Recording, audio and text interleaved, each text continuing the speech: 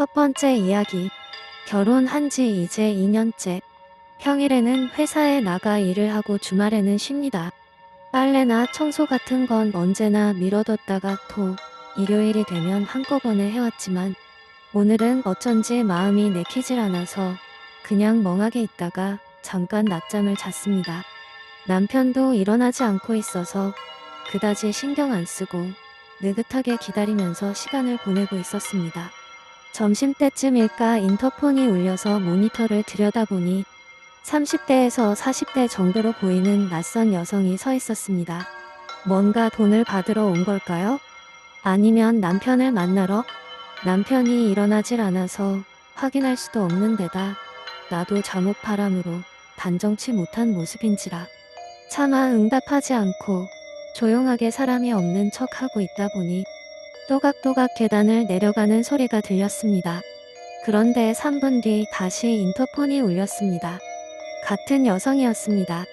왠지 기분이 나빠져서 역시 응답하지 않고 있으니 그 여성은 다시 돌아갔습니다.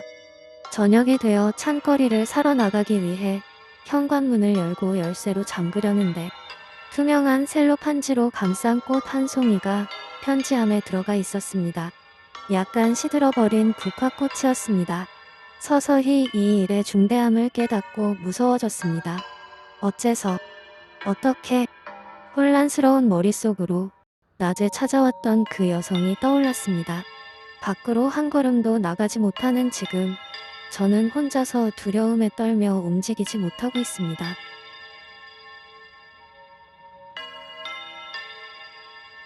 해석. 시들어버린 국화꽃. 일어나지 않는 남편. 아내가 국화꽃을 보고 두려워한 이유는 남편을 죽인 것이 바로 아내이기 때문. 아내는 자신이 남편이 죽었다는 사실을 알고 있는 여자가 누구인지 몰라 두려워하고 있다. 두 번째 이야기. 한 여자가 대학 입시 때문에 고민하고 있었다. 그러자 갑자기 눈앞에 어떤 남자가 나타나 말했다. 당신의 소원은?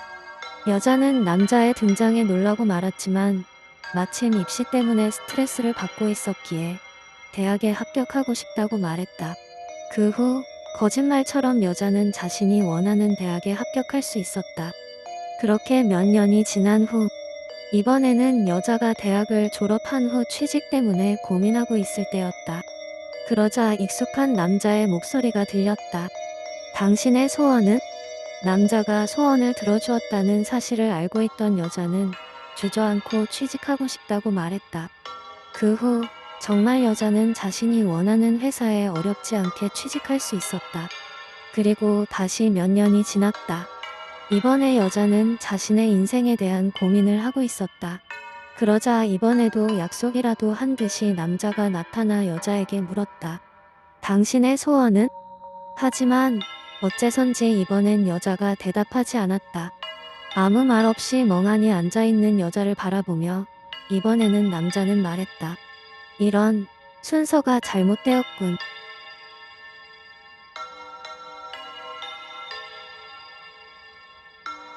해석. 영화나 책에서 악마는 누군가의 소원을 들어주는 대신 대가를 한 가지씩 가져가곤 한다. 그래 남자는 악마와 같은 존재. 그렇기에 여자의 소원을 하나씩 들어줄 때마다 여자가 가진 것 중 하나를 빼앗아갔는데 첫 번째로 대학 합격을 소원 성취시켜주고 시각을 받았다. 두 번째로는 취직을 소원 성취시켜주고 청각을 받아버렸다. 그렇기에 여자는 남자의 질문에 대답하지 못했고 더 이상 다른 것을 빼앗을 수가 없게 된 남자는 순서가 잘못되었다고 말했던 것이다. 세 번째 이야기. 욕실에서 샤워를 하고 있는데 주방 쪽에서 비명소리가 들렸다. 놀란 나는 대충 타올을 걸치고 서둘러 주방으로 나갈 수밖에 없었다. 거실에는 복면을 뒤집어 쓴 한 사람과 온몸이 피투성이가 되어 있는 부모님과 여동생의 시체가 누워 있었다. 복면을 쓴 사람은 나를 보자마자 후다닥 창문 밖으로 뛰어나가 버렸고 나는 활짝 열린 창문을 바라보며 새파랗게 질린 채 주저앉았다. 해석. 내가 가족을 죽인 후 씻고 나온 새에 도둑이 들어버린 상황이다. 도둑은 그 사실을 알고 바로 도망쳐버린 것이다. 네 번째 이야기. 수류탄 파편을 눈에 맞은 남자가 앞이 안 보이는 공포와 고통으로 비명을 지르며 기어다니고 있다. 그러던 중 남자는 좁고 깊은 구덩이 속으로 빠지게 된다. 그 속엔 꽤 많은 사람들이 있는 것 같았고 그들은 일제히 공포에 질려 비명을 지르거나 발버둥 치고 있었다. 하지만 앞을 볼 수 없었던 그 남자는 상황을 알 수 없어 그저 좁고 깊은 그곳에서 공포를 느끼며 살고 싶은 욕망만에 시달렸다. 우리가 그를 발견한 건 폐허가 된 마을에서 생존자를 찾으러 갔을 때였다. 그는 텅 빈 우물 속에서 기적적으로 구조되었다.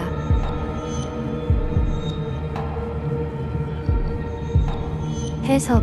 남자는 공포에 질린 비명과 발버둥치는 사람들이 주변에 많이 있었다고 했지만 우리가 그를 발견한 곳은 텅 빈 우물 속이었다.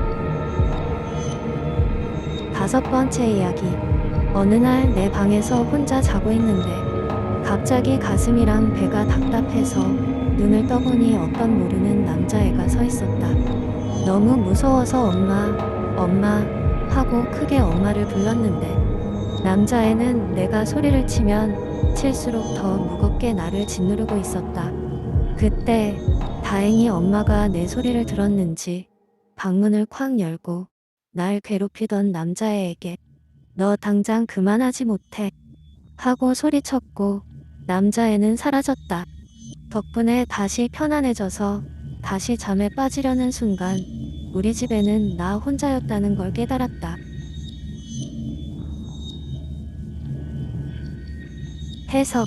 집에 혼자 있는데 어떻게 엄마가 소리를 쳤을까? 여섯 번째 이야기. 어떤 남편이 회사에서 또 야근을 한 탓에 잔뜩 짜증난 상태에서 집으로 돌아가는 길이었다. 그런데 자신의 집 앞에 종이박스가 하나 놓여있는 게 아닌가? 남편은 자신이 버리지도 않았던 박스가 집 앞에 놓여져 있는 것이 화가 나 홧김에 종이박스를 차로 뭉개고 집으로 돌아갔다. 집에 들어가니 혼자 있었던 모양인지 아내가 남편을 맞이하며 묻고 있었다. 혼자 오셨어요? 해석. 아내가 혼자 왔냐고 묻는 것은 혼자 올 리가 없다는 것을 의미.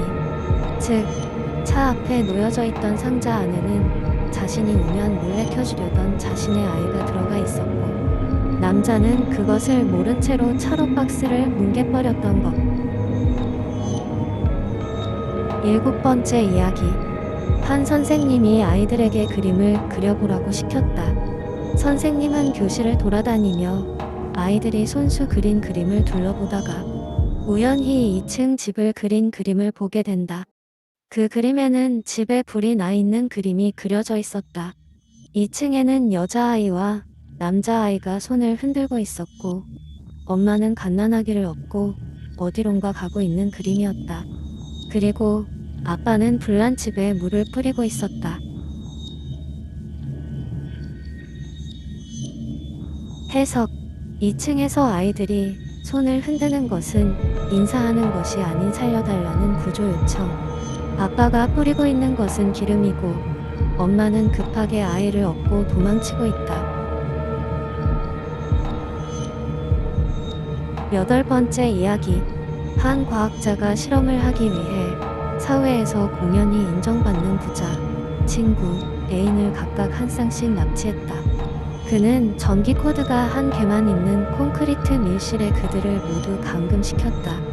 실험은 총 15일간 이루어졌으며 납치한 사람들에게 지금 실험을 하고 있으며 각각 15일을 버티면 나가게 해준다고 했다.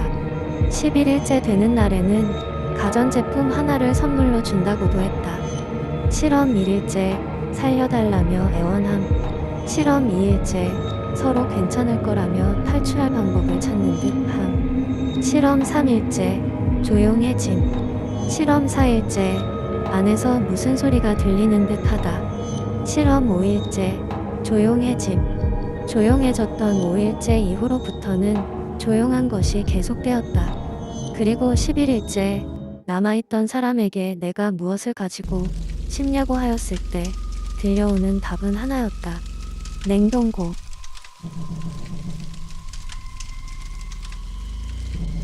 해석. 다른 사람을 죽이고 시신을 보관하려고 냉동고를 달라 한 것이다. 9번째 이야기. 남편이 한 달 전부터 매일 같은 꿈을 꾼다고 토로했다. 한밤중 문득 일어나면 천장에 나랑 똑같은 사람이 나한테 "넌 이제 충분히 살았지. 이제 바꿀 때야 라고 말해. 하루, 이틀 시간이 지났지만 남편은 매번 같은 꿈에 대한 불안을 토로했고 아내도 슬슬 그런 남편이 걱정되기 시작했다. 그러던 어느 날부터인가 남편은 일어나서도 더 이상 그 이상한 꿈에 대한 얘기를 하지 않았다. 그것이 다행스러우면서도 의아했던 아내가 한 번은 남편에게 "오늘은 그 꿈 안 꿨어?" 라고 물으니 남편은 이렇게 말했다. "무슨 꿈?" 해석. 꿈속에서 자신과 바꾸자고 했던 남자가 나왔고 어느 날부터 그 이야기를 하지 않았다는 것은 자신의 남편과 또 다른 남편이 서로 바뀌어 버렸다는 뜻. 10번째 이야기. 일본에서 있었던 일이다. 한 남자가 산책을 하고 있다가 우연히 길거리에 있는 노인을 발견했다. 노인 역시 남자를 발견한 모양인지 남자에게 말을 걸며 한 가지 제안을 하기 시작했다. "우리 내기를 하나 하지. 이 상자 안에는 10,000,000엔이 들어있어. 자네가 어떤 방법으로든 이 상자를 열면 그 안에 돈은 자네를 주겠네. 어떤가? 하겠나?" 노인의 말에 남자는 주변을 둘러보았고 노인이 말했던 상자는 자물쇠로 잠겨 있었지만 그 옆에는 도끼, 칼 등 여러 도구가 있었다. 남자는 손해볼 게 없다고 생각했던지라 바로 그렇게 하겠다고 말했다. 노인은 100,000엔만 내면 상금 바로 앞에서 시작하게 해주지 라고 했고 남자는 100,000엔을 지불했다. 다음 순간 상금은 남자의 눈앞에 있었다.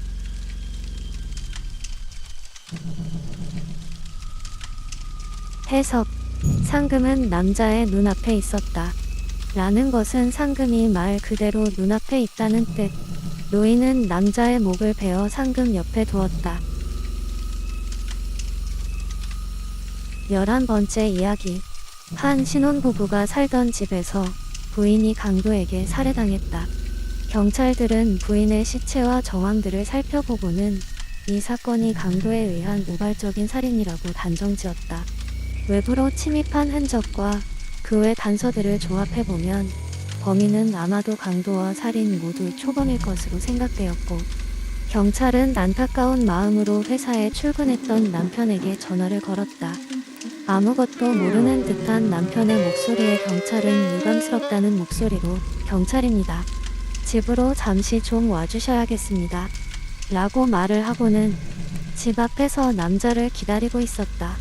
집 앞에서 대기하고 있는 경찰들을 마주친 남자는 많이 놀랐는지 허겁지겁 경찰들에게 다가왔고 믿을 수 없다는 표정으로 오열하기 시작했다. "아내를 대체 누가 죽인 겁니까?" 눈물까지 뚝뚝 떨어뜨리며 묻는 남편의 모습에 경찰들은 유감이라는 듯 등을 토닥였다. 그리고는 그대로 그 남자의 손목에 수갑을 채웠다. 해석. 잠시 와달라고 했을 뿐 어떤 사건이 일어났는지 말하지 않았는데 남편은 이미 아내가 죽었다는 사실을 알고 있었다. 12번째 이야기. 내 방에 혼자 있는데 이상하게 시선이 느껴진다. 가족들이 있는 거실이나 바깥에선 그런 생각이 들지 않는데 방의 책상에 앉아 있으면 반드시 누군가 보고 있다는 생각이 든다. 분명 누군가 보고 있다는 생각에 책상 앞 창문 커튼을 열고 바깥을 내다보았다. 순간 내 등 뒤로 사람 그림자가 비쳐서 깜짝 놀랐다. 헌데 잘 보니 창문 맞은편에 있는 큰 거울에 내 모습이 비쳐 보이고 있을 뿐이었다. 그렇구나. 평소 느껴지던 시선의 정체는 이거였구나. 나는 안심하고 다시 책상 앞에 앉았다.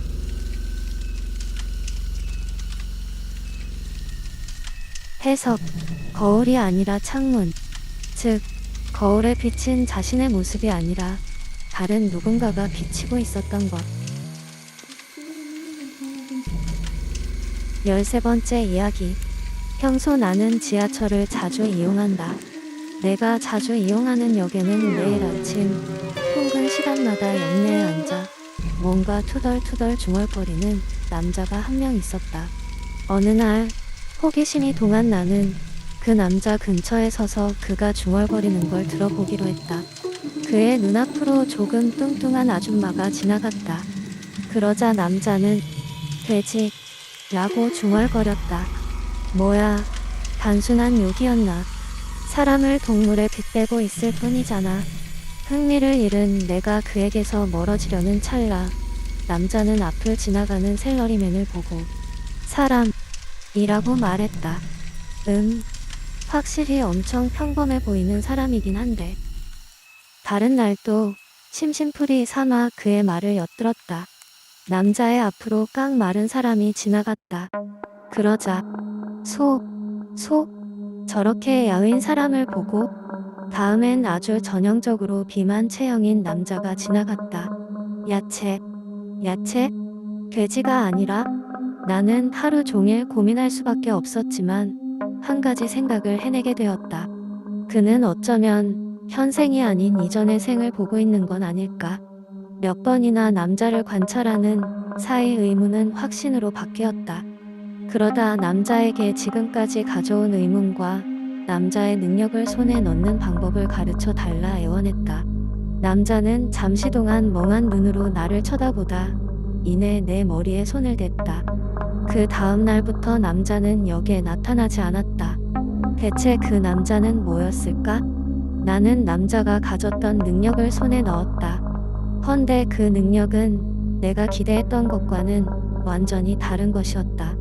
이 능력으로 알 수 있는 건 단 하나. 그 사람이 이전 식사에 뭘 먹었느냐 하는 것. 너무나 시시한 능력에 나는 그만 웃어버렸다.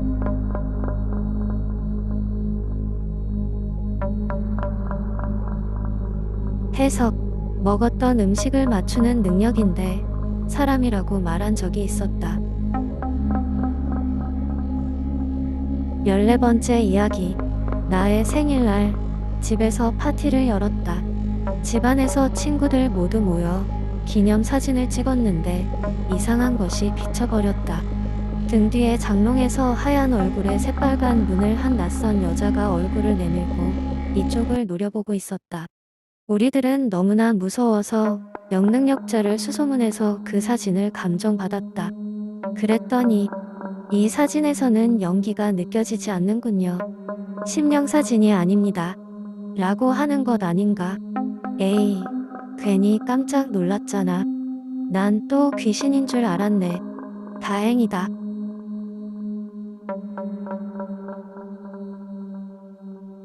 해석. 귀신이 아니라 사람이라는 뜻. 15번째 이야기. 어느 가족이 계곡으로 놀러가고 있었다. 휴가를 갈 형편은 전혀 아니었지만 여름이니 무리해서라도 가는 것 같다. 가는 곳은 산속 외진 곳이라 하루에 몇 대 없는 버스를 타고 가야 한다.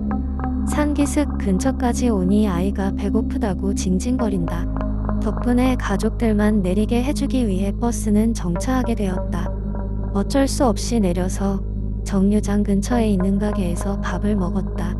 그리고 다음 버스가 올 때까지 기다리고 있었다. 몇 시간을 텔레비전을 보며 기다리는데 속보로 아까 버스가 낙석사고로 전원 사망이라는 뉴스가 흐르고 있었다. 아내는 그 버스에서 내리지 않았으면 좋았을걸 이라고 중얼거렸다. 남편은 바보같이 그게 무슨 소리야 라고 소리쳤지만 다시 생각해보니 아내 말이 맞기도 한 것 같다.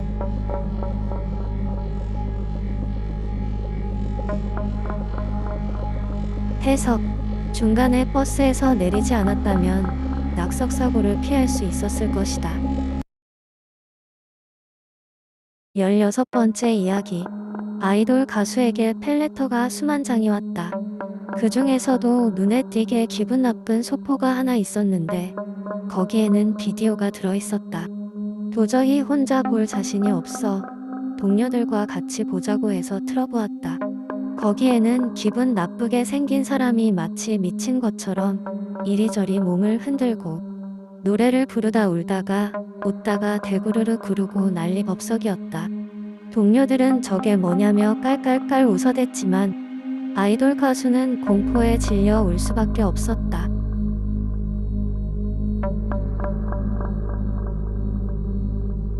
해석. 동영상에 나온 춤추는 곳이 자신의 집이었기 때문이다. 17번째 이야기. 시골로 온 뒤로는 거의 매일 혼자다. 오늘도 할 짓이 없어 늦게까지 책상에 앉아 공부를 하는데 저 멀리 밭에서 하늘거리는 긴팔의 허수아비 같은 것이 보였다. 시골이라 허수아비가 흔하긴 하지. 그나저나 아까부터 조금씩 비가 내리더니 갑자기 후두둑하고 쏟아지기 시작한다. 게다가 강한 바람까지. 엄마가 오늘은 비바람이 엄청나게 온다고 했는데 무섭다. 갑자기 전화가 왔다. 엄마랑 아빠가 좀 늦을 것 같다. 지금 큰 나무가 바람 때문에 쓰러져서 장난이 아니야. 이것 같이 치우기 전엔 못 들어가겠다. 일찍 자. 뭐야, 무섭게. 커튼을 치려고 창문에 가까이 갔다. 왠지 허수아비가 조금 더 커 보이는 것 같은데.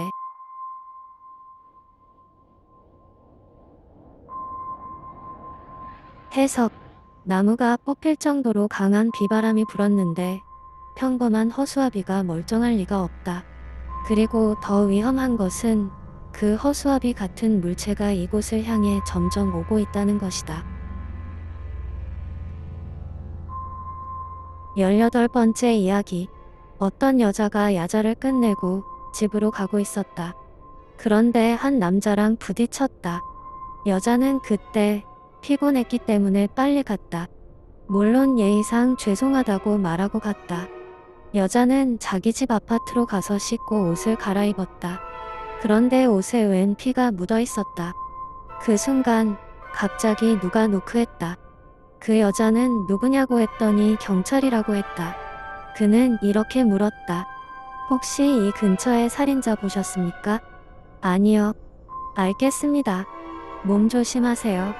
그 경찰은 옆집으로 갔다. 그 여자는 곧바로 잤다. 다음 날 아침 뉴스가 떴다. 이 아파트 근처에 살인자가 붙잡혔다는 것이다. 그러나 그 여자는 기절할 뻔했다.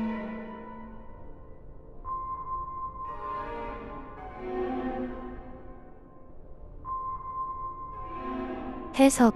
어제 본 경찰과 뉴스의 살인자가 똑같이 생겼기 때문 살인자는 여자가 자신을 목격했을지도 모른다고 생각했기 때문에 경찰로 변장하고 물어본 것이었다. 19번째 이야기. 친구들과 백화점에 가기로 했다. 오랜만에 쇼핑에 나도 신났고 친구들도 신이 났다. 친구들과 난 택시를 타기로 했고 한참 기다리고 나서야 택시를 잡을 수 있었다. 나는 조수석에 탔고 내 친구 3명은 뒷자리에 탔다. 근데 타고 나서 얼마 지나지 않아 친구들은 갑자기 큰 웃음을 내며 웃고 떠들었다. 별로 웃긴 이야기도 아닌데 목소리를 크게 내며 웃길래 이상하다 싶어 뒤를 돌아보았다. 친구들은 표정이 굳은 채로 웃고 떠들고 있었다. 조금 뒤 차가 신호에 걸려 잠시 멈춰 서 있는데 친구 중 하나가 나 저 옷 사고 싶어. 여기서 세워주세요. 아저씨. 라고 말하며 어떤 의류점에 있는 옷을 가리켰다. 별로 예쁜 옷도 아닌데 내리면서까지 살 이유는 없는 것 같아서 백화점에 더 이쁜 게 많다며 거기서 사자고 하자 내리자는 친구 말고도 나머지 친구들 역시 내리자고 난리였다. 친구들이 약간 이기적인 것 같아 너희들만 내리라고 난 백화점에서 내리겠다고 한 뒤 말리는 친구들을 무시하고 계속 탔다. 친구들은 내렸고 얼마 지나지 않아 난 친구들에게 전화를 걸었다. 그리고 별로 웃기지도 않은 이야기를 주고받으며 크게 떠들었다.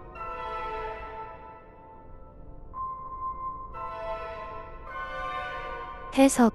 트렁크 쪽에서 들려오는 살려달라는 목소리. 목소리가 기사에게까지 들리면 자신들도 피해를 입을 것이기에 일부러 크게 떠들었다. 그리고 친구들과의 전화로 그 사실을 알아차리게 된 나도 일부러 크게 떠들었다. 20번째 이야기. 집에 누군가가 침입하는 것 같은 기분이 들어서 현관에 오래된 설탕을 몽땅 뿌려놓고 나왔다. 집에 들어오니 그대로였다. 착각이었나? 치우기 귀찮아서 일단 현관문 앞에 그대로 뒀다. 그날 밤 눈이 왔다. 회사에 어떻게 간다 하고 걱정했다. 그러나 다음날 현관문을 여니 눈이 다 녹아 있었다.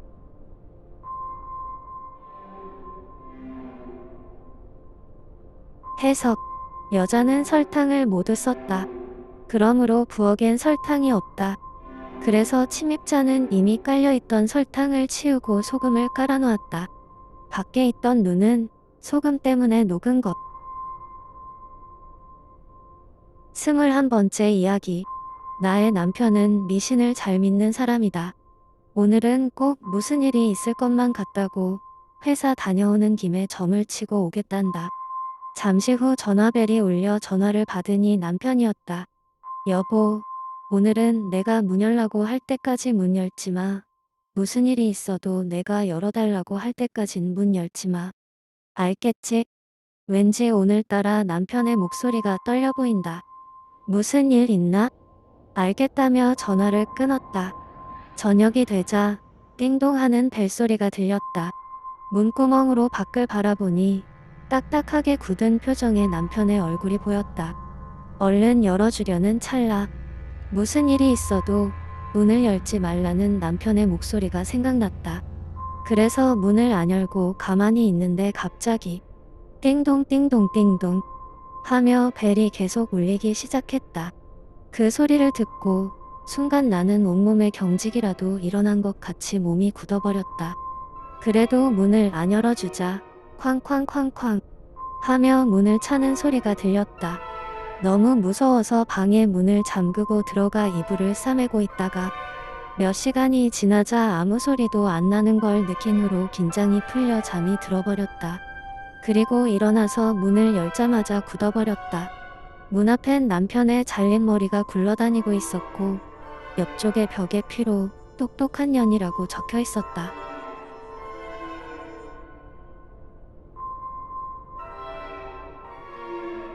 해석. 살인범이 남편을 죽인 후 그의 머리로 속여 아내까지 죽이려고 했지만 실패했다. 22번째 이야기. 어느 마을의 얼굴이 아주 똑같이 생긴 일란성 쌍둥이 자매가 태어났다.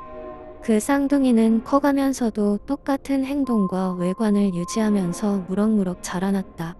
그러던 어느 날 쌍둥이가 마을 놀이터에서 놀던 중 납치범에게 유괴되고 말았다. 유괴범은 아이의 친척들에게 돈을 요구하며 협박을 하기 시작했다. 그러나 과정 중에 쌍둥이 자매가 도망치려 발버둥 치자 납치범은 자매에게 다가가 언니에게 너가 도망가면 네 동생을 죽여버릴 거야 라고 속삭였고 동생에게는 너가 도망가면 네 언니를 죽여버릴 거야 라고 말했다.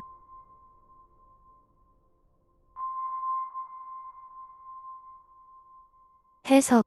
일란성 쌍둥이의 첫째, 둘째를 구별할 수 있는 건 부모밖에 없다.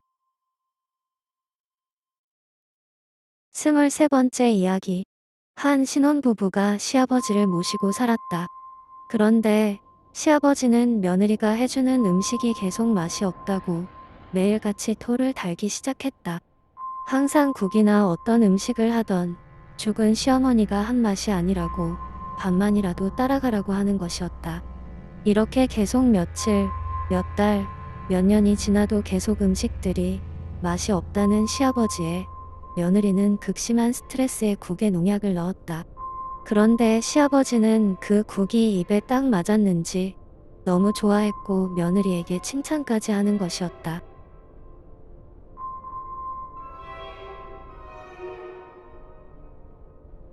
해석. 시어머니도 항상 국에 농약을 탔었다. 24번째 이야기. 우리 집에는 글씨를 똑바로 쓰라는 규칙이 있다. 근데 난 어겼다. 엄마, 왼손으로 쓰는 건 어려워요. 진심으로 말했지만 반성문을 써야 했다. 이후 나는 또 규칙을 어겼다. 엄마는 왜 똑바로 못 써? 하며 화를 내셨지만 난 아무 대답도 하지 못하였다.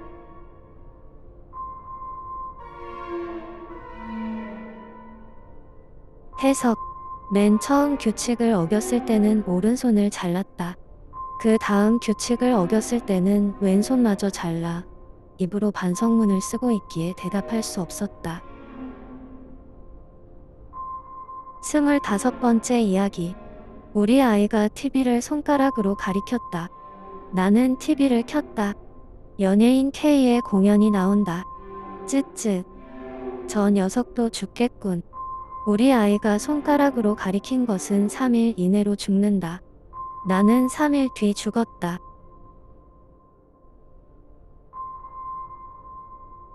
해석.